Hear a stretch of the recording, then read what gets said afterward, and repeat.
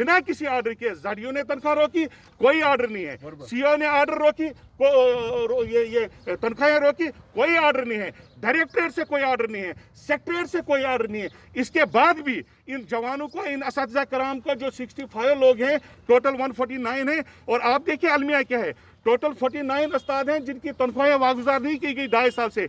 उनमें से 65 को मिलिटेंसी रिलेटेड इंसिडेंट्स के साथ इन्वॉल्व करने की कोशिश की जा रही है, हालांकि उसमें भी क्लियरेंस है। तलबा यह है कि फिलफोर असातिज़ा कराम की तनख्वाहों को वागुजार किया जाए, क्योंकि उन्होंने ड्यूटियां दी हैं।